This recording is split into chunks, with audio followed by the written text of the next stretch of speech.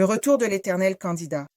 Aujourd'hui, je m'adresse à vos cœurs, non pas en tant qu'homme politique, ni en tant que chef de parti, mais en tant que concitoyen, un compatriote qui partage vos rêves, vos frustrations et votre espoir inébranlable d'un Cameroun libre et juste. Et surtout, en tant que membre engagé de l'ILIPAC, sous la direction du professeur Franklin Nyamsi. Encore une fois, la même histoire se répète.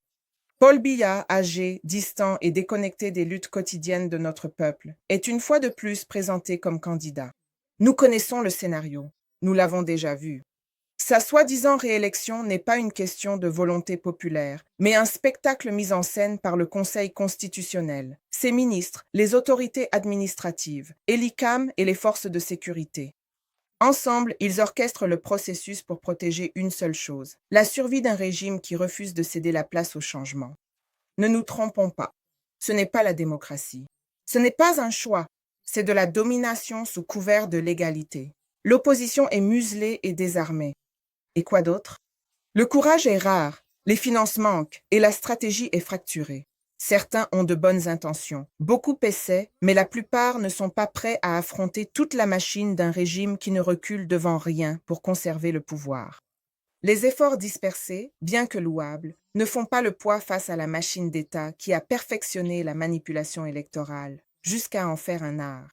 Pensez-vous que nos cris auront de l'importance lorsque les élections seront déclarées pacifiques par des observateurs internationaux comme les Nations Unies? Une fois qu'ils auront entériné le résultat comme légitime, nous n'aurons plus aucun espace pour nous plaindre. Notre silence d'aujourd'hui deviendra notre prison de demain. Le danger de la participation. Lorsque nous acceptons ces élections frauduleuses, lorsque nous allons aux urnes en sachant que le jeu est truqué, nous légitimons le système même que nous prétendons combattre. Nous devenons complices de notre propre oppression. Nous donnons à Biya et à ses acolytes la permission, une opposition muselée et désarmée. Mais avons-nous vraiment choisi ou avons-nous été acculés à la soumission?